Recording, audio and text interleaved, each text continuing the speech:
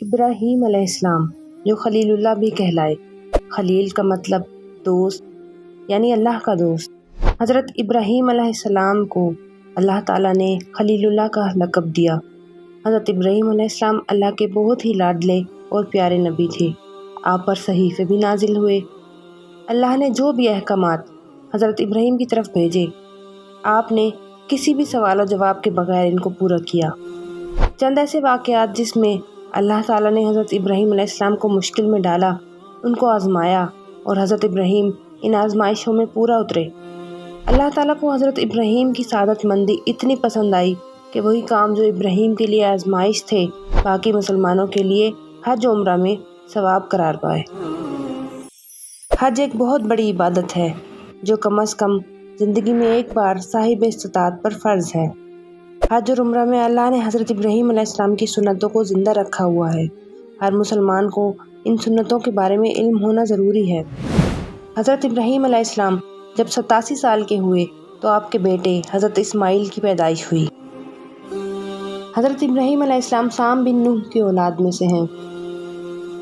آپ کے زمانے میں بتوں کی پوجا عروج پر تھی، لیکن حضرت ابراہیم علیہ السلام نے کبھی بتوں کی پوجا نہ کی، بلکہ جس کو بھی ایسا کرتے دیکھتے تھے اس کو ملامت کرتے تھے اور اللہ کی طرف بلاتے۔ اس دعوت کی ابتدا آپ نے اپنے والد سے کی، جو کہ بتوں کی پوجا کرتے تھے اور مورتی بناتے تھے۔ جب آپ کی عمر 85 سال ہوئی تو آپ کی شادی حضرت حاجرہ کے ساتھ کروائی گئی۔ حضرت حاجرہ حضرت ابراہیم علیہ السلام کی دوسری بیوی تھی، جبکہ پہلی بیوی کا نام سارہ تھا۔ حضرت حاجرہ سے شادی کرنے کے بعد اللہ نے جلد ہی آپ کو اسماعیل علیہ السلام عطا فرمائے۔ کئی سالوں کی خواہش اور دعا کے بعد اللہ نے اولاد کی نعمت سے نوازا تھا۔ پھر آزمائش کا وقت آیا۔ پھر اللہ تعالیٰ کا حکم آیا کہ آپ حاجرہ اور دودھ پیتے بچے اسماعیل کو لے کر مکہ کی طرف روانہ ہو جائیں۔ حضرت ابراہیم نے ایسا ہی کیا۔ حضرت حاجرہ اور اپنے بچے حضرت اسماعیل کو لے کر مکہ پہنچے۔ اس وقت مکہ بالکل غیر آباد علاقہ تھا۔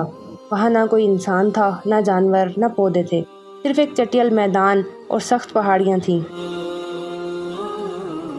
حضرت ابراہیم حضرت حاجرہ اور اسماعیل کو چھوڑ کر پلٹے تو حضرت حاجرہ بھی واپس ہو لی اور پوچھا کہ اے ابراہیم، ہمیں یہاں کس کے سہارے چھوڑے جا رہے ہو؟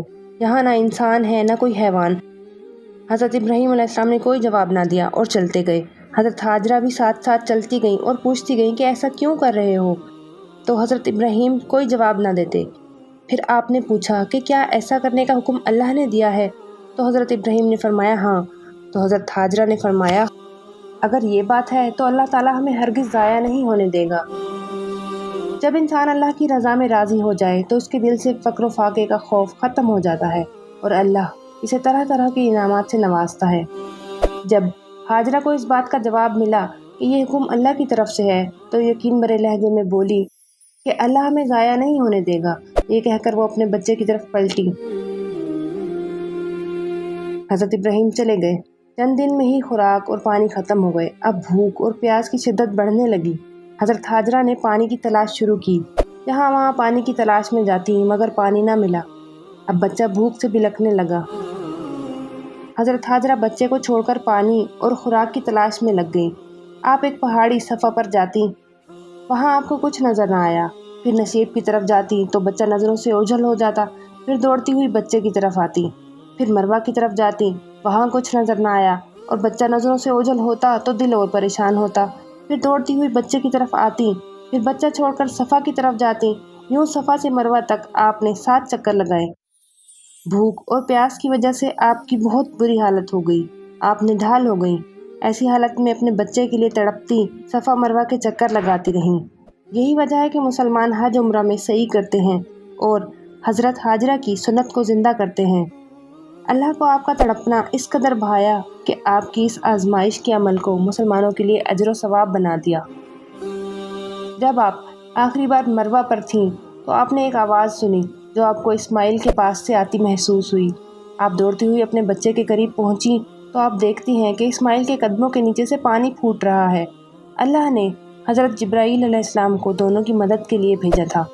حضرت جبرائیل نے زمزم والی جگہ پر اپنا پر مارا تو اسماعیل کے قدموں کے پاس سے پانی کا بابرکت چشمہ جاری ہو گیا۔ یہ آب زمزم کا آغاز تھا۔ حضرت حاجرہ پانی کو آنکھیں پھاڑ پھاڑ کر دیکھتی رہیں اور فرتے جذبات میں آ کر انہوں نے پانی اکٹھا کرنے کے چکر میں اور اس خوف میں کہ پانی کہیں بہہ کر ختم ہی نہ ہو جائے زمین میں گڑھا کھودنا شروع کر دیا اور اس گڑھے کے آس پاس پتھر جمع کر دیے اور بولی زمزم، جس کا مطلب ہے رک جا۔ انہوں نے خوب سیر ہو کر پانی پیا اور اسماعیل کو بھی پلایا۔ وہاں کھانے کو اور کچھ نہ تھا، بس زمزم ہی ان کا کھانا اور پانی تھا۔ حضرت ابراہیم وقتاً فوقتاً حضرت حاجرہ اور اسماعیل سے ملنے آتے تھے۔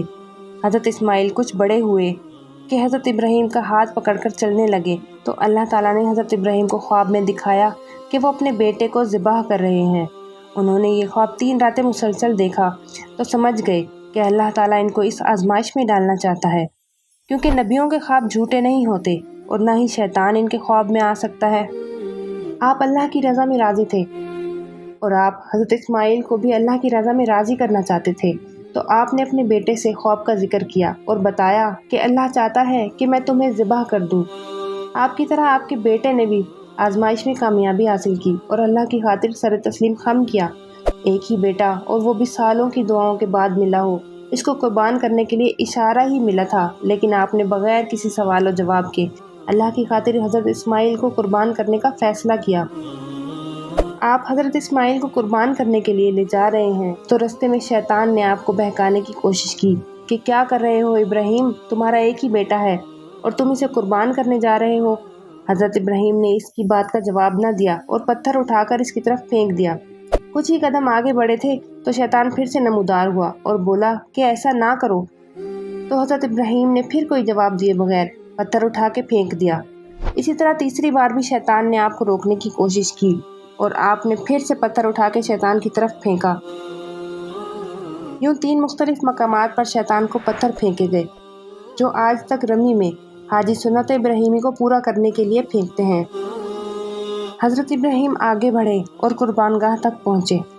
حضرت اسماعیل کو لٹایا تو حضرت اسماعیل نے فرمایا کہ ابا جان، میرا چہرہ زمین کی طرف کر دیں، کہیں ایسا نہ ہو کہ میرا چہرہ دیکھ کر آپ کو مجھ پر رحم آ جائے اور آپ مجھے قربان نہ کر سکیں۔ حضرت ابراہیم نے چھری چلائی لیکن حضرت اسماعیل کی گردن نہ کٹی۔ پھر آپ نے ایک آواز سنی، پیچھے مڑ کر دیکھا تو حضرت جبرائیل ایک خوبصورت مینڈھا لیے کھڑے تھے جو آسمان سے آیا تھا۔ وہ مینڈھا جنت کا مینڈھا تھا اور یہ مینڈھا جنت میں 40 سال تک چرتا رہا اور اس کا رنگ سفید، آنکھیں کشادہ اور خوبصورت سینگ تھے۔ یہ ابراہیم کی وفاداری کا بدلہ تھا جو اسماعیل کے فدیے میں دیا گیا اور پوری امت مسلمہ کے لیے فرض ہو گیا کہ اللہ کی رضا کے لیے قربانی کرتے رہیں۔ کعبے کے پاس یہ سنت ہر سال پیش کی جاتی ہے اور ساتھ ساتھ پوری دنیا کے مسلمان اپنے اپنے علاقوں میں اس عظیم واقعے کی یاد میں قربانی پیش کرتے ہیں۔ اس قربانی کا مقصد صرف اور صرف یہ ہونا چاہیے کہ ہم اپنی جان، مال اور اولاد کو اللہ کی راہ میں قربان کرنے کے لیے تیار ہیں۔ حضرت ابراہیم نے ایک دن اپنے بیٹے حضرت اسماعیل سے فرمایا کہ اے میرے بیٹے، اللہ نے مجھے حکم دیا ہے کہ میں اس جگہ اللہ کا گھر تعمیر کروں۔ تو حضرت اسماعیل نے فوراً جواب دیا کہ میں حاضر ہوں۔ اللہ کی بتائی ہوئی جگہ پر انہوں نے کھدائی شروع کی تو انہوں نے وہاں شیش علیہ السلام کی تعمیر کے آثار پائے۔ باپ بیٹے نے وہاں تعمیر شروع کر دی۔ تعمیر کے دوران جب آپ اس مقام پر پہنچے جہاں حجر اسود ہے تو اللہ تعالیٰ نے ایک سفید پتھر بھیجا جو اب سیاہ ہو چکا ہے۔ جب دیواریں آپ کے قد کے برابر ہو گئیں تو حضرت اسماعیل ایک پتھر لے آئے۔ اب حضرت ابراہیم اس پتھر پر کھڑے ہوئے تو پتھر نرم پڑ گیا اور آپ کے پاؤں اس کے اندر دھنس گئے اور آپ کے پاؤں کے نشان پتھر پر بن گئے۔ یہی وہ مقام ہے جسے مقام ابراہیم کہتے ہیں۔ پہلے یہ پتھر بیت اللہ کی دیواروں کے ساتھ تھا، پھر طواف میں مشکلات کے سبب حضرت عمر رضی اللہ تعالیٰ عنہ نے اس کو نماز کی صفوں کے قریب کر دیا۔ اللہ نے مقام ابراہیم کو جائے نماز مقرر کیا ہے۔ قرآن مجید میں تعمیر کعبہ اور بیت اللہ کا ذکر کچھ یوں بیان ہوا ہے: اور جب ہم نے بیت اللہ کے مکان میں ابراہیم کو جگہ دی اور فرمایا کہ میرے ساتھ شرک نہ کرنا اور میرے گھر کو طواف، قیام، رکوع و سجود کرنے والوں کے لیے پاک رکھنا، اور فرمایا بے شک لوگوں کے لیے جو پہلا گھر تعمیر کیا گیا ہے وہ مکہ میں ہے، وہ جہاں والوں کے لیے برکت اور ہدایت کا ذریعہ ہے۔ اس میں واضح نشانیاں ہیں، مثلاً مقام ابراہیم، تو جو کوئی حرم میں داخل ہوگا وہ امن میں آ جائے گا۔ کعبہ کی تعمیر مکمل ہوئی اور حضرت ابراہیم کو اللہ تعالیٰ کی طرف سے حکم ہوا کہ حج کا اعلان کرو۔ ابراہیم علیہ السلام نے فرمایا کہ کہ اے اللہ میری آواز یہاں کس کس تک پہنچے گی۔ اللہ نے فرمایا آپ آواز لگائیں، لوگوں تک پہنچانا ہمارا کام ہے۔ چنانچہ آپ نے عرفات کے ایک پہاڑ پر چڑھ کر آواز لگائی، لوگوں بیت اللہ کا حج کرو۔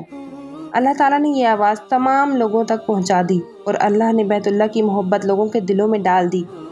اللہ تعالیٰ نے فرمایا آپ لوگوں میں حج کا اعلان کر دیں، وہ آپ کی طرف پیدل بھی آئیں گے اور دبلے پتلے اونٹوں پر بھی دور دور سے آئیں گے۔